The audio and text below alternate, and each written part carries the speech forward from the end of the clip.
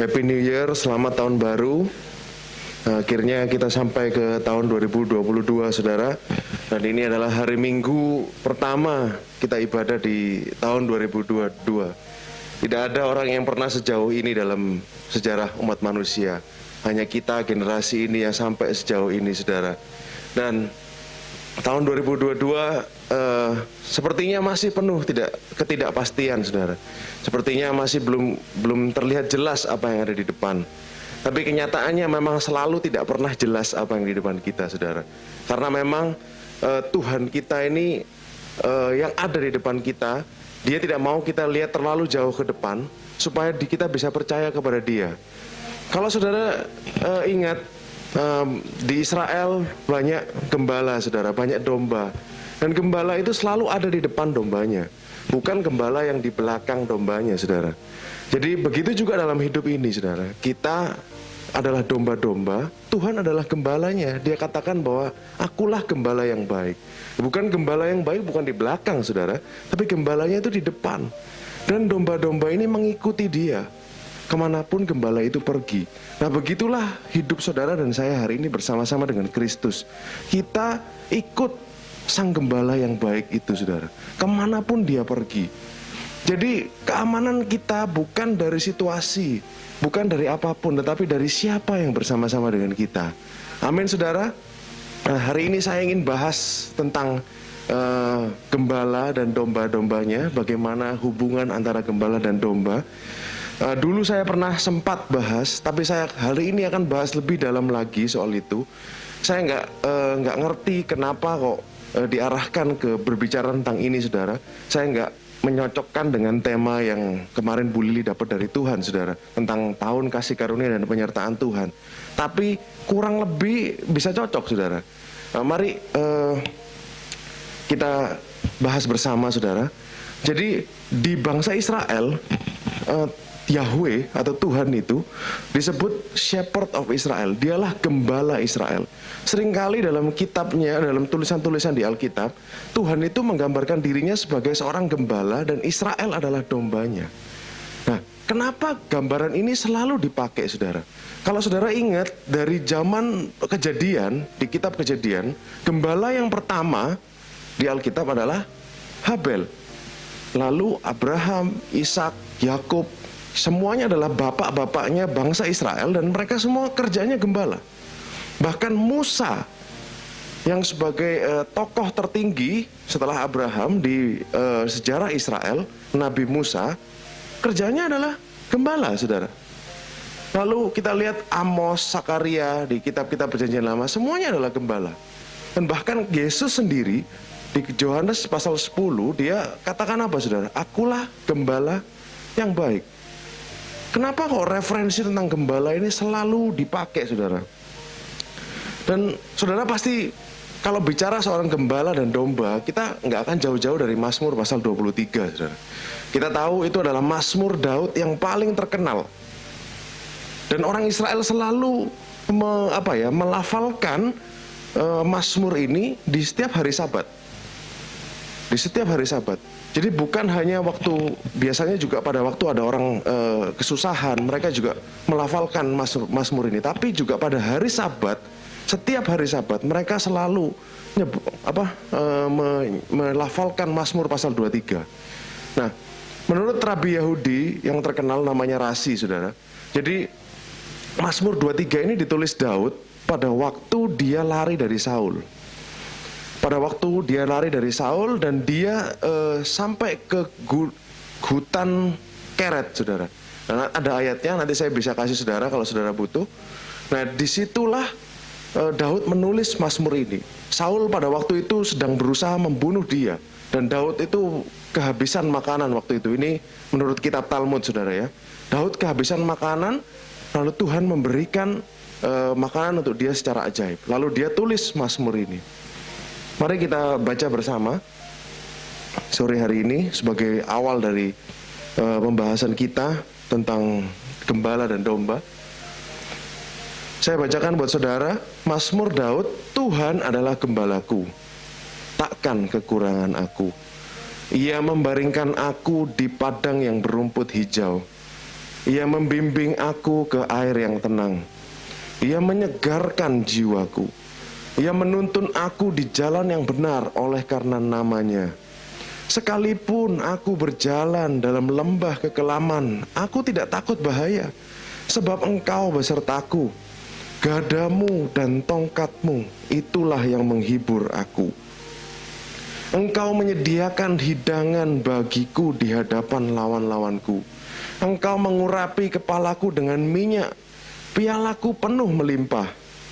Kebajikan dan kemurahan belaka akan mengikuti aku seumur hidupku, dan aku akan diam dalam rumah Tuhan sepanjang masa. Amin, saudara. Nah, setelah kita baca ini, saudara, kita akan bahas satu persatu. Saya akan kasih konteksnya kepada saudara, supaya saudara bisa baca ini dengan pemahaman yang lebih dalam lagi. Kenapa Daud bilang seperti ini, saudara? Nah, di zaman dulu, saudara, di zaman Alkitab, jenis domba yang mereka pakai, yang mereka gembalakan di situ adalah namanya Syrian Fat. Jadi ini adalah rasnya. Jadi ekor gemuk, mereka bilangnya ekor gemuk. Saya akan tunjukkan gambarnya buat saudara. Nah, jadi ekornya ini panjang, saudara. Ekornya besar.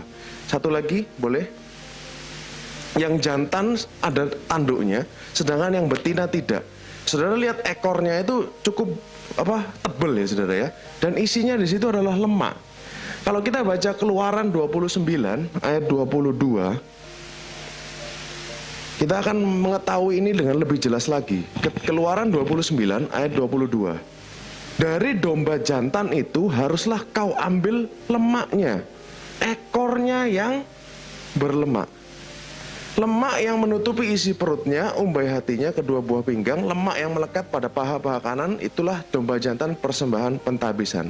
Jadi kriterianya, karakternya, kita dapat clue dari Keluaran ini bahwa ekornya berlemak. Dan ini adalah ras yang mereka gembalakan, ras domba yang mereka gembalakan di zaman itu, saudara. Nah, kalau saudara tahu, sebenarnya domba ini bukan binatang yang terlalu kuat. Nah, di Israel tuh ada domba, ada kambing, saudara. Nah, kambing ini biasa makan daun. Tapi kalau domba, dia makan rumput di bawah. Dan domba bukan binatang yang kuat.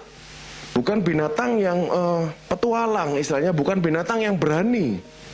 Lain dengan kambing, saudara. Kambing lebih berani. Kalau saudara lihat, saya dulu pernah ke beberapa tempat, itu kambing itu bisa ada di gunung-gunung, saudara. Jadi dia bisa berdiri di tebing-tebing gitu. Dia cari makannya sampai ke situ. Dia bisa petualangan sendiri, dia bisa pergi sendiri. Kalau domba, saudara, begitu dia tersesat, sudah nggak bisa pulang. Jangan bayangkan domba itu seperti anjing yang punya insting untuk pulang. Domba nggak bisa, saudara. Domba tidak punya insting untuk pulang. Begitu dia kesasar, dia tersesat, udah selesai. Dan dia adalah binatang yang selalu lihat bawah, karena dia cari makannya di bawah. Dia bukan makan daun seperti kambing. Dia cari makan di bawah. Dia cuma ikut aja. Pokoknya ada makan, lihat bawah, cari makan terus. Itulah karakter seekor domba. Dan dia binatang yang menurut saya agak kurang pinter, saudara. Pada saat ada binatang pemangsa mengejar seekor domba, dia tidak akan berpencar, saudara. Dia justru akan ngumpul. Kalau ada, ibaratnya ada serigala atau ada binatang di sana itu hyena mungkin. Nah, mereka mengejar domba itu bukan malah pencar sendiri-sendiri supaya terpisah, tapi justru malah berkumpul. Nah, justru mereka berkumpul kan semakin mudah untuk dipangsa, saudara. Nah, inilah domba. Kenapa kok saya jadi merenungkan, saudara? Jadi dengan setiap karakteristik domba, dengan setiap karakter-karakter domba yang saya ceritakan kepada saudara, mari kita renungkan, kenapa kok Tuhan memakai perumpamaan seekor domba untuk kita? Dan dia adalah gembalanya. Domba itu, saudara, kalau saudara tahu kenapa dia ini selalu butuh gembalanya untuk mencarikan dia makan. Jadi gembala ini setiap pagi harus ngajak dia makan, terus setiap malam harus pulangin, terus setiap hari. Harus dicarikan rumput yang benar, rumput yang, kalau rumput yang kering-kering dia nggak akan gemuk, saudara. Dia butuh sangat-sangat bergantung dengan gembalanya. Kalau saudara lihat tadi di Mazmurnya Daud, dia katakan, ia membimbing aku ke air yang tenang. Kenapa, saudara? Domba tidak akan berani minum dari sungai yang berarus. Kalau lain sama anjing atau sama beruang, saudara ya, dia ada sungai yang berarus itu dia berani masuk. Kalau domba masuk ke situ hanyut, saudara. Dia binatang yang sangat lemah. Jadi kalau airnya gerak, nggak berani minum.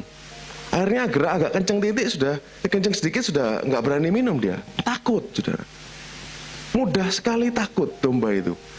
Dan kalau sampai tidak ada air yang tenang, gembala itu ngapain, saudara? Salah satu yang dibawa gembala, ada beberapa alat yang dibawa gembala. Salah satunya adalah seperti seperti kantong untuk mengambil air dari dalam sumur. Jadi kalau sudah nggak ada air yang tenang, tidak ada danau, tidak ada dia harus ambil dari sumur. Oleh karena itu, pada waktu kalau saudara ingat kisahnya bertemu dengan Ribka ya. Eliezer bertemu dengan Ribka. Waktu itu Ribka kan mengambil air dari sumur untuk dombanya, untuk kawanannya.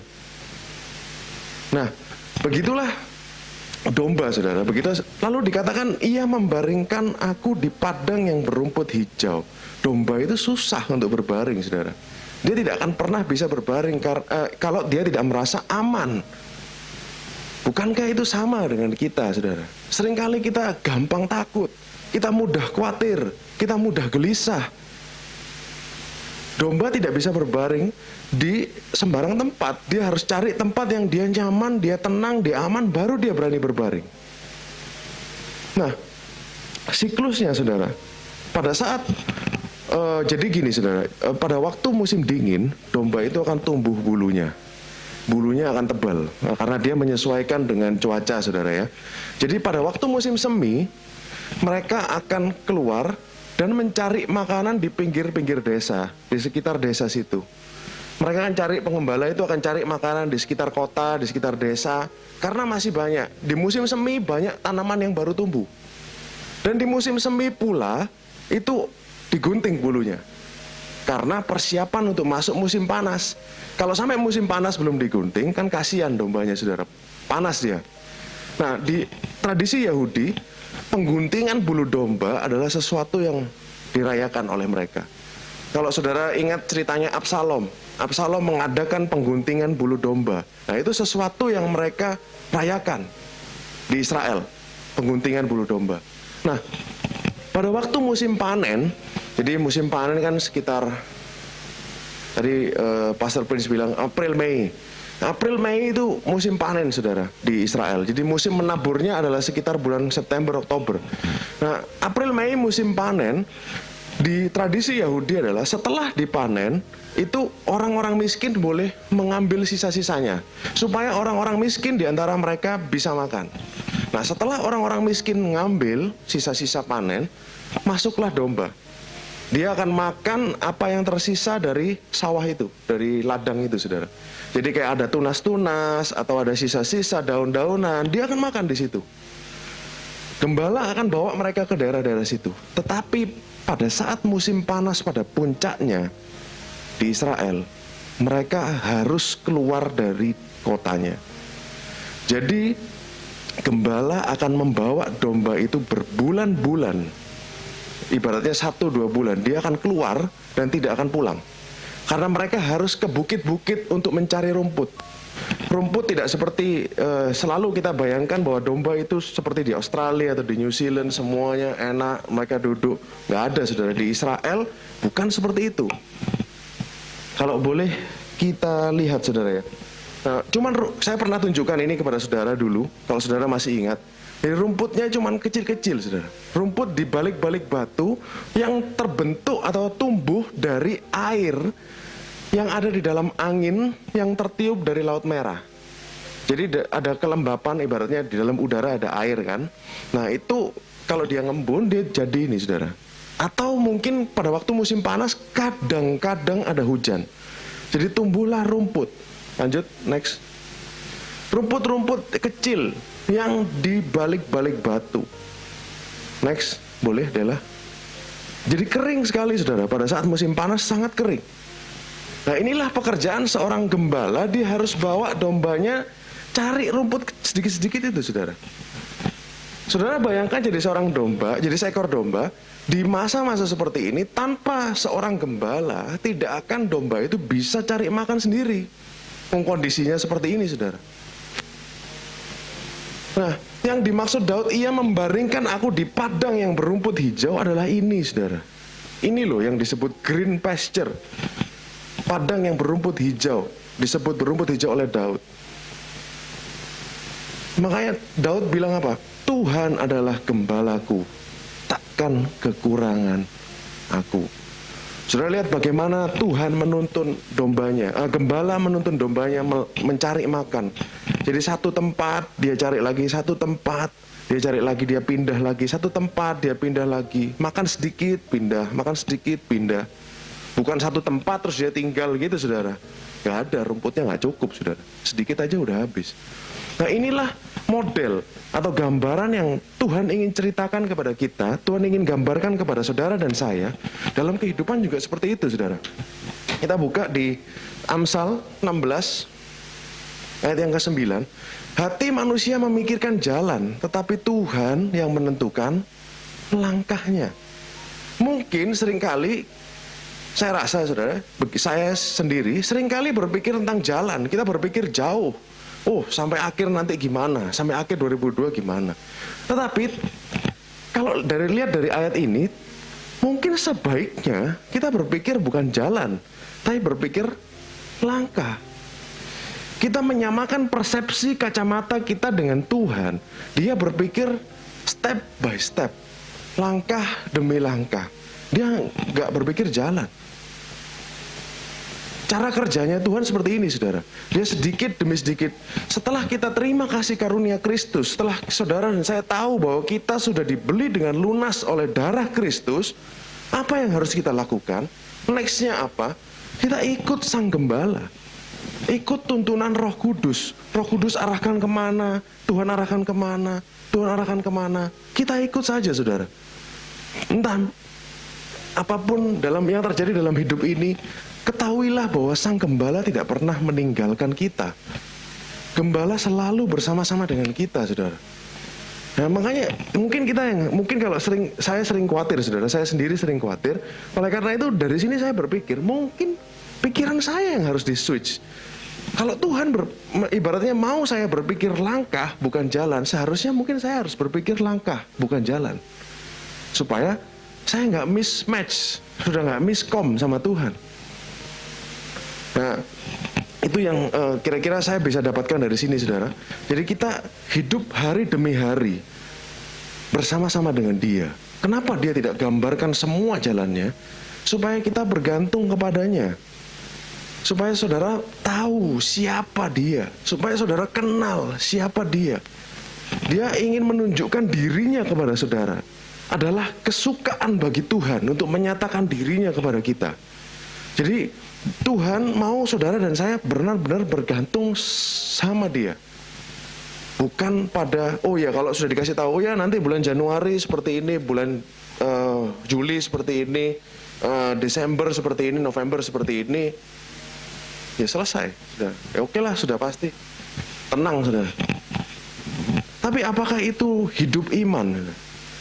Apakah itu percaya kepada yang memberikan kita hidup, kepada Dia yang sudah memberikan nyawanya untuk saudara dan saya? Makanya masa depan tidak ada yang tahu, saudara. Masa depan hanya Tuhan yang tahu. Karena ini Tuhan ingin kita bergantung pada Dia. Oke saudara. Nah, sebagai tambahan saudara, saya ingin beritahu juga kepada saudara bahwa tadi saya ceritakan pada saat itu domba ini kan pada saat musim panas domba ini keluar dari kota. Dia harus mengembara, dia harus cari rumput di bukit-bukit yang jauh dari kota. Nggak mungkin mereka PP pulang, saudara. Nah, mereka tidur di kandang-kandang di sana. Mereka ada namanya sheepfold. atau kandang di sana. Nah, kandang ini tipenya ada dua di sana, saudara. Di zaman dulu, ada yang kandang publik, ada yang kandang ibaratnya kandang publik ini yang dia rame-rame, atau ada kandang yang sendiri. Nah, biasanya yang kandang sendiri ini dia pada saat mengembara, misalnya agak jauh pergi, habis itu di situ ada kandang kosong, saudara. Nah, memang ada kandang-kandang kosong seperti itu, dan kandangnya itu tidak berpintu. Nah, saya akan tunjukkan kepada saudara. Nah, kandangnya seperti ini, saudara, kurang lebih di zaman. Jadi tumpuan batu yang dibuat hampir seperti lingkaran, tapi ada space kosongnya yang berfungsi sebagai pintu. Nah, ada dua jenis saya katakan tadi. Yang pertama adalah yang publik. Yang publik artinya apa, saudara? Ada yang jaga. Ada orang yang ngurus, ada orang yang jaga, jadi tinggal masukin, bayar, istirahat. Atau kadang-kadang itu ada juga ada yang jaga intinya. Nah, nanti kita akan lihat di Yohanes pasal 10, ini semua akan terlihat jelas. Kenapa kok saya ceritakan soal ini? Namanya apa, saudara? Doorkeeper. Jadi yang menjaga pintu, ada namanya akulah dia bilang doorkeeper. Nah, doorkeeper ini, saudara, jadi kenapa saya katakan publik? Karena ada beberapa gembala yang taruh di situ. Jadi misalnya, si A punya 10 masuk, si B punya 10 masuk, si C punya 10 masuk. Nah, problemnya bagaimana cara membedakan? Apa hafal satu-satu? Ya kalau cuma satu, saudara. Mungkin punya anjing satu, campur mungkin masih bisa hafal. Tapi kalau dombanya buahnya, bisa hafal? Nah, jadi penjaga pintu itu akan jaga semalaman di situ. Lalu pada waktu pagi, dia hanya boleh memperbolehkan gembala saja yang masuk untuk cari dombanya. Jadi Tuhan Yesus pernah bilang, domba-dombaku mengenal suaraku. Nah, yang terjadi adalah pada saat misalnya tadi ada 3 gembala dalam satu kandang, 3 gembala, ada 3 kawanan domba dalam satu kandang. Misalnya yang datang si A, dia panggil dombanya bisa jalan. Karena domba itu kenal suaranya gembalanya. Bisa ikut, tidak akan tertukar, saudara. Bisa ikut karena dombanya tahu suaranya gembalanya. Ayo rombongan A berangkat, mungkin gitu, saudara ya. Jadi bisa ikut sendiri dia. Jadi tugasnya penjaga pintu adalah menjaga semalaman supaya dombanya tidak dicuri, satu, tidak dimasukin binatang buas, tidak diambil binatang buas, dan hanya memperbolehkan gembala yang punya atau yang titip di situ yang boleh masuk, yang lain nggak boleh. Nah, itu yang di umum, saudara. Nanti ini semua akan make sense pada saat kita baca apa yang Tuhan Yesus ngomong. Nah, yang kedua adalah pada saat dia di padang. Jadi pada waktu mereka mengembara di gunung-gunung cari rumput, sudah terlalu jauh untuk pulang. Mereka akan ada kayak tempat kosong. Itu misalnya kebetulan orang itu ada di sana, dia akan tidur di situ. Dia akan masukkan domba-dombanya di situ, saudara. Setiap malam dia akan masukkan di situ, dan gembala itu akan tidur di pintunya. Dia berfungsi sebagai pintu untuk menjaga kawanan dombanya. Saudara tahu kalau di padang malam ada lolongan serigala, ada binatang pemangsa, kan malam keluarnya, saudara. Haina atau macam-macam. Itu domba takut. Kalau dengar suara-suara gitu sudah takut. Nah, suara gembala inilah yang menenangkan domba-domba itu, saudara. Saya lihat tentang domba. Kita belajar tentang ini, saudara. Semakin kita lihat, domba ini lemah. Sama seperti manusia, sangat fragile, sangat lemah, sangat mudah diombang-ambingkan. Domba ini mudah tersesat loh, saudara. Karena dia lihat bawah terus, nggak sadar. Dia udah jauh dari kawanannya. Mudah sekali tersesat. Dan gembala ini dia berfungsi sebagai pintu, dia melindungi sepanjang malam supaya tidak ada pencuri yang masuk, supaya tidak ada binatang buas yang bisa ambil domba-dombanya. Luar biasa, saudara. Makanya Tuhan katakan bahwa penjaga Israel tidak pernah terlelap. Dia selalu jaga kita. Nah, Tuhan yang sama yang berkata itu juga menjaga saudara. Dia tidak pernah tidur, saudara. Meskipun kita tidur, Tuhan tidak tidur. Dia yang 24 jam 7 hari jaga kita. Oke? Nah, dari sini kita bisa lihat betapa penuh dengan komitmennya, betapa dia benar-benar 100% menjaga domba-domba, sang gembala itu, saudara.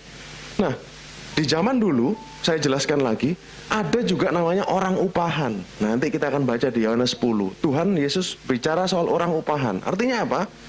Misalnya, ada dalam satu desa, saudara ya, ada yang punya domba cuma 2 atau cuma 3. Sedikit, dia titip. Ayo, titip ke si A, ini gembala A. Bayar, kasih uang berapa, carikan dia makan. Itu namanya orang upahan. Nah, nanti kita akan lihat apa yang Tuhan Yesus katakan soal orang upahan. Karena orang upahan pasti tidak sekomitmen dengan gembalanya yang asli. Karena itu bukan punya dia. Dia dibayar untuk itu. Nah, kita baca Yohanes pasal 10 ayat 1 sampai 18. Nah, semua dikatakan seperti ini, saudara. Tuhan Yesus ya, dia bilang, aku berkata kepadamu, sesungguhnya siapa yang masuk ke dalam kandang domba dengan tidak melalui pintu, saudara masih ingat gambarnya tadi, tetapi dengan memanjat tembok, ia adalah seorang pencuri dan seorang perampok. Siapa yang masuk melalui pintu, ia adalah gembala domba. Untuk dia penjaga, penjaga tadi yang orang bayaran itu, saudara, doorkeeper, penjaga membuka pintu, dan domba-domba mendengarkan suaranya, dan ia memanggil domba-dombanya masing-masing menurut namanya.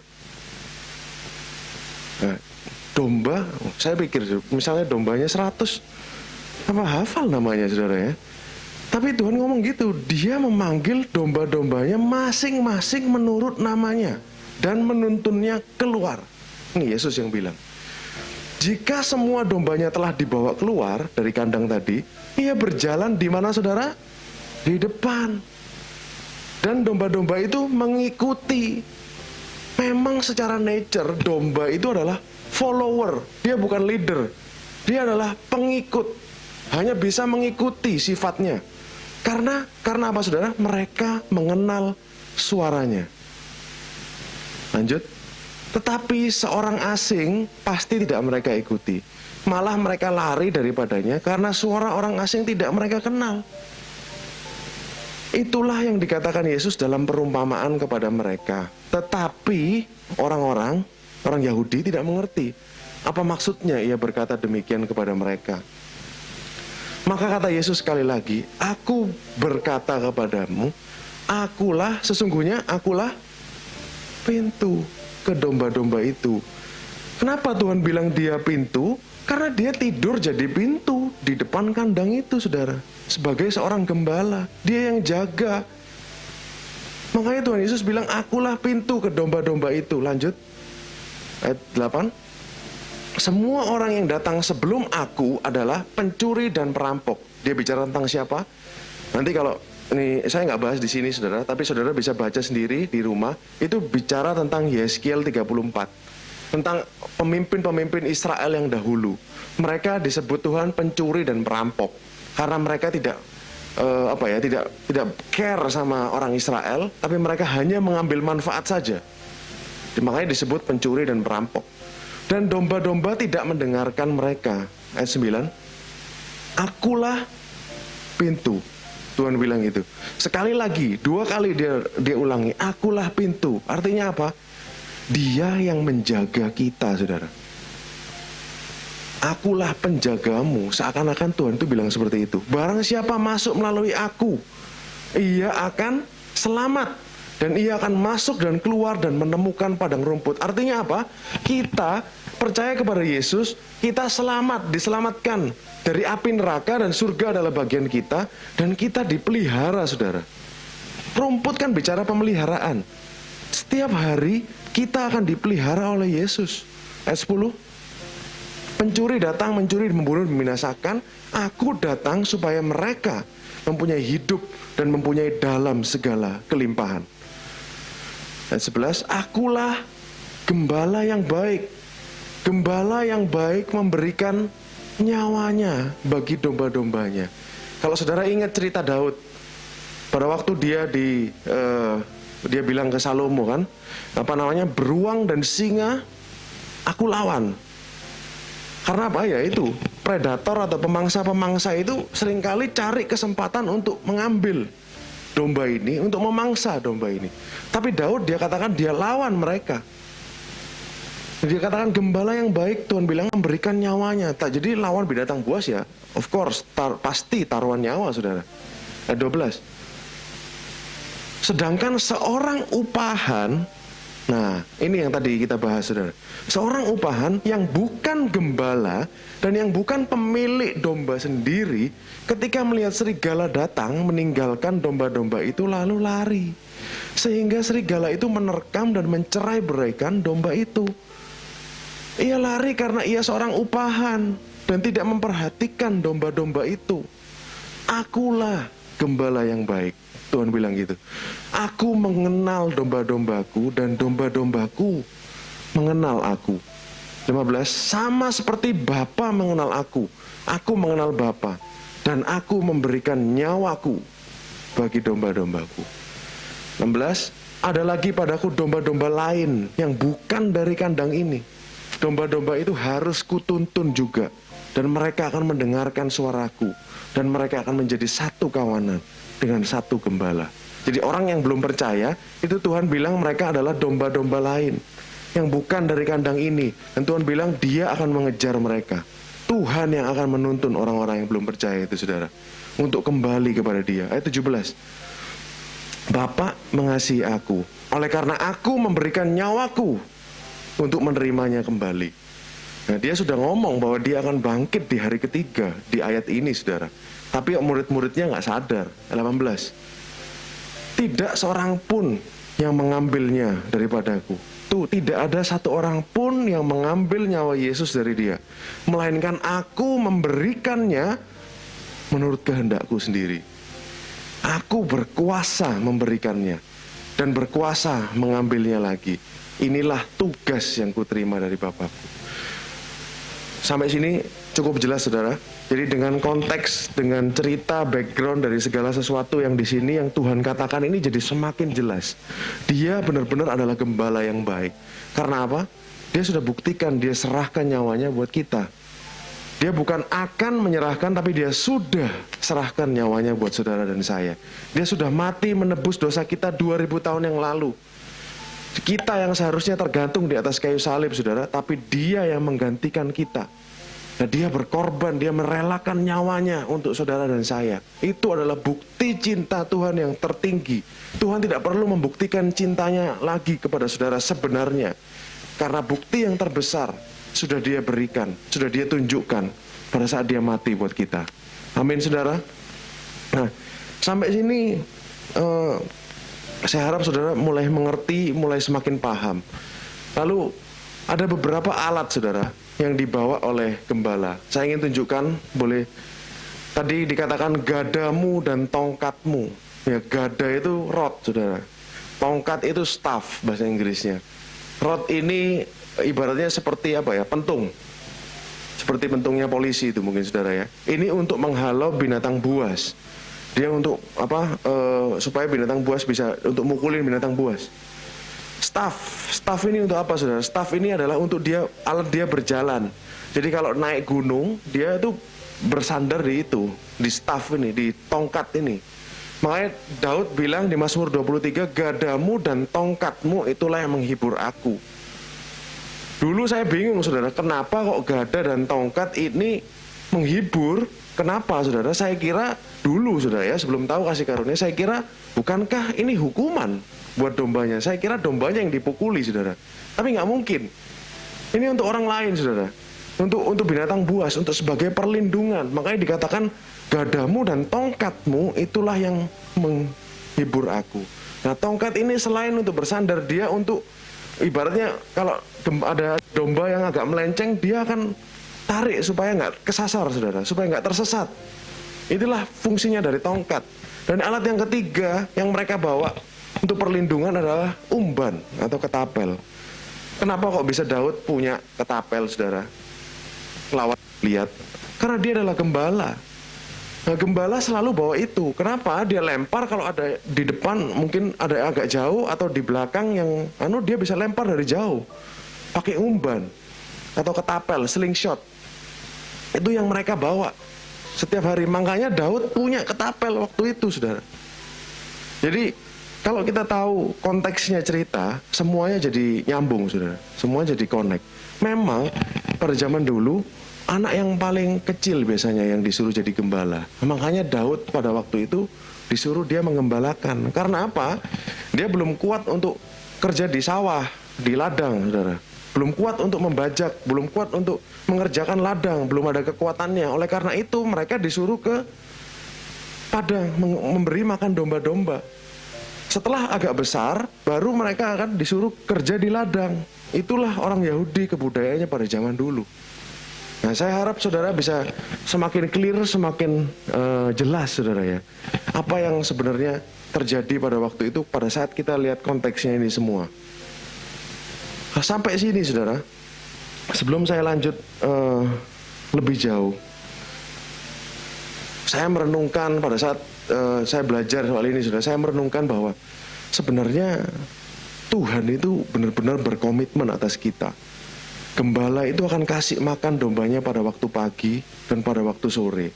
Setiap hari dia akan sama domba-dombanya, every day. Rabi-rabi Yahudi bilang apa, saudara? Sebenarnya Mazmur 23 ini temanya adalah penyertaan Tuhan. Kenapa? How? Bagaimana bisa? Katakan apa, saudara? Pada saat aku berjalan di lembah bayang-bayang maut. Oke. Dia menyediakan kehidangan bagiku di hadapan musuh-musuhku. Dia membaringkan aku di padang yang berumput hijau. Dia membawa aku ke air yang tenang. Seakan-akan apa? Tuhan itu selalu bersama-sama dengan kita, dimanapun dan kapanpun. Jadi sebenarnya seluruh pasal Mazmur 23 ini berbicara tentang apa, saudara? Penyertaan Tuhan. Ini bukan saya yang bilang, saudara, tapi ada, saudara bisa lihat di kitab Talmud, di kitabnya orang Yahudi. Mereka bilang ini memang tentang God's presence, hadirat Tuhan melalui semua keadaan dalam hidup manusia. Tuhan yang selalu ada. Amin, saudara. Kalau saudara tahu, saudara lihat bagaimana committednya, bagaimana berdedikasinya, mereka mengabdi. Jadi gembala-gembala ini benar-benar sepertinya mengabdi kepada domba-dombanya. Masihkah kita khawatir, saudara? Saya ingin ingatkan saudara hari ini bahwa kita punya gembala yang baik. Bukan gembala yang gak jelas, saudara. Tapi Tuhan sendiri bilang, akulah gembala yang baik, yang merelakan nyawanya untuk domba-dombanya. Dia yang pasti akan menjaga kita melalui tahun 2022 ini. Gembala kita yang akan membawa kita langkah demi langkah melalui tahun yang belum pernah ada manusia lain yang melaluinya. Penjaga kita tidak pernah tertidur, saudara. Pada waktu malam dia berjaga-jaga untuk kita. Virus corona, virus Omikron katanya sudah masuk di Jawa Timur dan segala macam, saudara.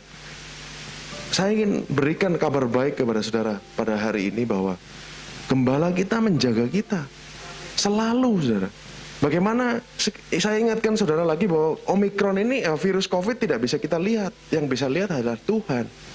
Marilah kita percaya kepada Tuhan yang melindungi kita. Nah, jadi dalam perjalanan bersama-sama dengan Tuhan, setiap hari saudara akan dibawa untuk mengenal Dia. Semakin dalam lagi berjalan bersama-sama dengan Dia melalui kehidupan ini. Dan saudara akan semakin tahu tentang Tuhan, semakin tahu tentang Tuhan. Oh, Tuhan itu seperti ini ya, Dia pernah melakukan ini. Pengalaman pribadi kita bersama Tuhan, itulah yang akan menjadi fondasi dalam kepercayaan kita kepada Dia.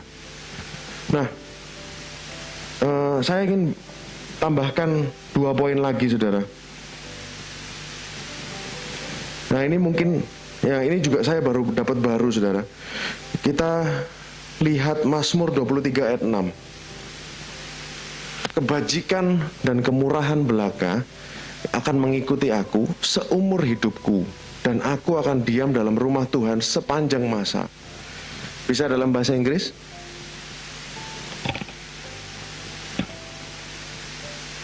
Nah, surely, pasti, dikatakan pasti, kebaikan dan belas kasihan, goodness and mercy shall follow me all the days of my life. Akan mengikuti aku, dalam New King James-nya, mengikuti aku sepanjang umur hidupku.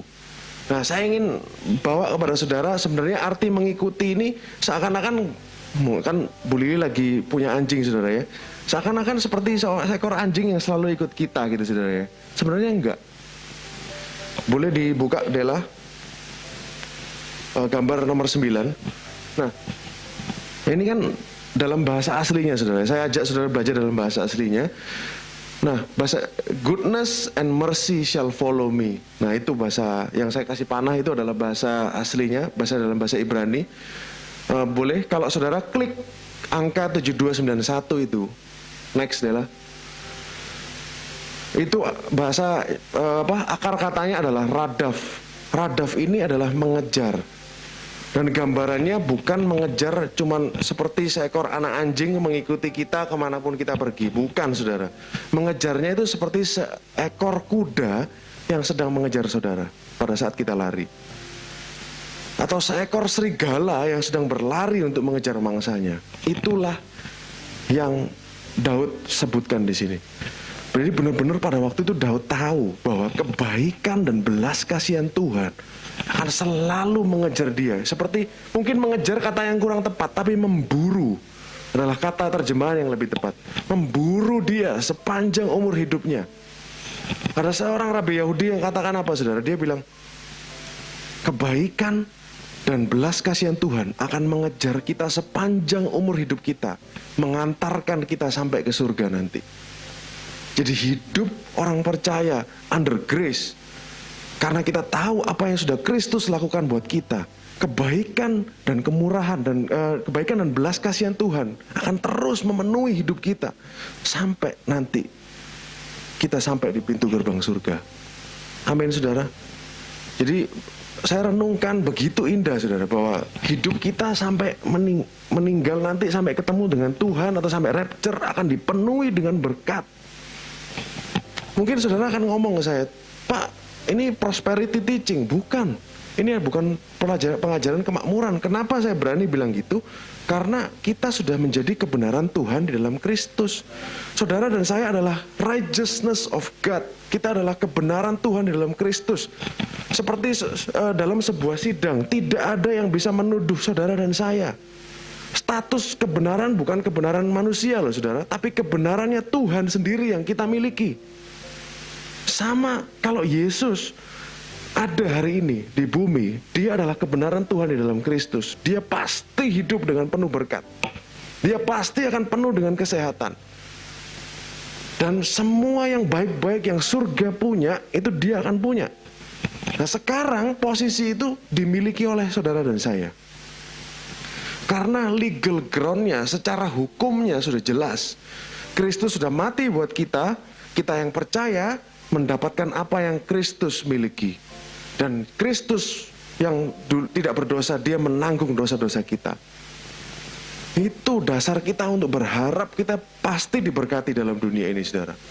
Nah ini yang seringkali jarang ditekankan di gereja saudara, bahwa kita sudah dibenarkan oleh Tuhan. Memang dosa kita sudah diampuni, tapi apa yang kita dapat itu jarang disebutkan. Setiap malam saya selalu berdoa, saya adalah kebenaran dalam Kristus, saya adalah kebenaran Tuhan dalam Kristus. Selalu disebutkan, karena apa? Ini dasar kita untuk menerima semua yang terbaik yang surga miliki. Amin saudara. Dengan begini Kristus itu ditinggikan. Pada saat kita berbicara soal kebenaran Tuhan dalam Kristus, itu kita meninggikan Tuhan. Tadi pada saat Vision Sunday, Pastor Prince cerita bahwa pada saat kita ini meninggikan Yesus, pada saat kita meninggikan Yesus, semakin kekayaan surga, semakin kepenuhan dari surga itu akan dicurahkan buat kita. Karena Bapa di surga itu sangat bangga kepada Kristus. Pada saat kita bicara Kristus, saudara mungkin ngopi sama teman saudara, saudara bicarakan tentang Kristus, Tuhan happy saudara. Pada saat kita bicara tentang anaknya. Karena itulah yang menjadi obsesinya, kalau boleh saya bilang, obsesinya Bapa di surga dari zaman dulu, dari Adam sampai Wahyu, semua berbicara tentang Kristus. Seakan-akan Tuhan itu terobsesi dengan Kristus. Jadi pada saat kita cerita Kristus, dia akan sangat disenangkan. Nah, saya akan lanjut ke yang kedua di Mazmur 23 ayat 3. Nah, dikatakan seperti ini saudara. Ia menyegarkan jiwaku. Ia menuntun aku di jalan yang benar oleh karena namanya. Saya ingin bahas tentang ia menyegarkan jiwaku ini saudara. Boleh saudara dibukakan dalam bahasa Inggrisnya dulu.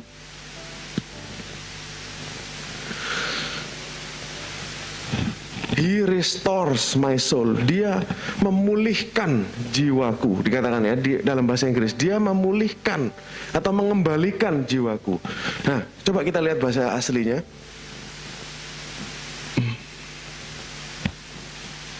Dikatakan seperti ini.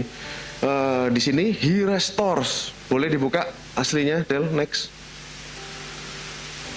Nah, akar kata yang dipakai adalah kata-kata suf, mengembalikan. Dia mengembalikan jiwaku. Apa gambarannya saudara? Seorang gembala mengembalikan jiwa. Maksudnya apa saudara? Ini membuat kita bertanya-tanya sometimes, tapi kita lewatin aja saudara. Oh mungkin nanti aja. Nah, sebenarnya arti ini saudara berhubungan dengan, kalau saudara ingat karakter domba, dia sering tersesat. Dia sering jalan sendiri, go astray, tersesat. Yesus pun pernah bicara. Dia kehilangan satu domba, dia tinggalkan 99, dia kembali bawa yang 9 itu, yang satu dengan ditaruh di pundaknya, seperti seorang yang bersuka cita. Nah, artinya apa saudara? Sebenarnya ayat ini berkata dia mengembalikan jiwaku. Seperti seorang gembala yang mencari domba yang tersesat. Jadi kalau kita bayangkan ini indah sekali saudara. Yesus sama Daud itu jaraknya 28 generasi. Jauh sekali. Mereka bicara tentang hal yang sama. Jadi apa saudara? Yang menyebabkan pertobatan, yang membawa domba yang hilang itu kembali adalah Tuhan Yesus Kristus sendiri. Ibaratnya dia yang membuat kita itu bertobat. Dia yang mengembalikan kita ke kawanan yang benar, ke jalan yang benar. Itu semuanya adalah dia. Jadi penginjilan, saudara KKR, terus khotbah dan segala macam itu sebenarnya tidak berguna kalau Tuhan tidak bergerak sendiri. Karena Tuhan yang menyebabkan orang bertobat, bukan kata-kata orang. Tidak ada ibaratnya penginjil atau pengkhotbah atau pendeta yang boleh bersombong. Hari ini 3.000 orang diselamatkan karena khotbah saya. Nggak boleh saudara.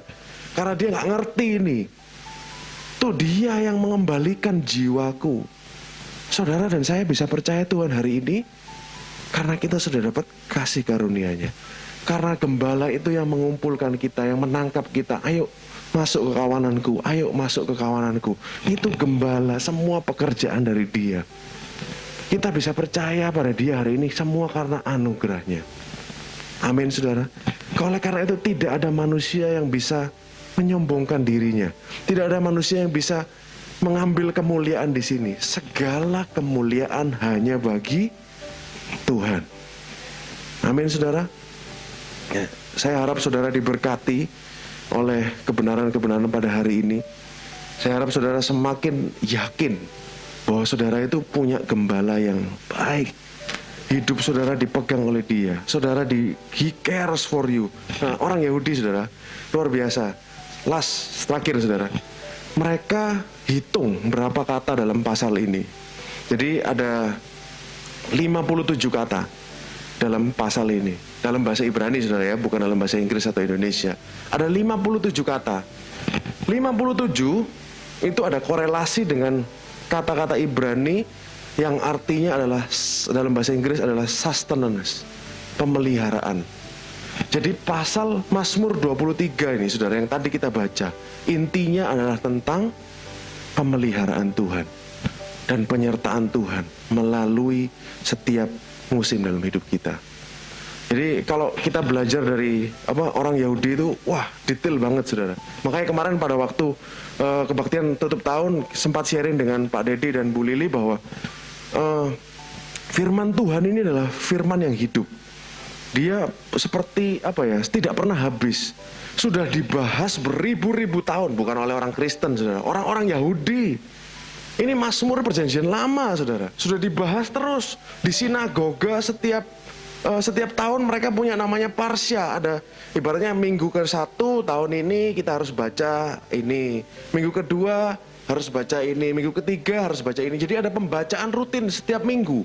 Dan ini sudah dibahas bertahun-tahun saudara. Tapi masih ada sesuatu yang baru terus keluar. Masih ada sesuatu yang baru yang ibaratnya ini seperti harta yang terpendam. Dan Tuhan ibaratnya berkenan memberitahukannya kepada kita hari ini. Tuhan berkenan untuk kita tahu bahwa firman ini adalah firman yang hidup, yang memberi kehidupan kepada kita yang mendengarnya. Bahwa kita bisa dikuatkan, supaya kita bisa tidak khawatir menghadapi hidup ini, supaya kita gak gelisah, supaya kita menghadap hari depan dengan penuh harapan, dengan penuh keyakinan bahwa Gembala kita bersama-sama dengan kita. Amin saudara.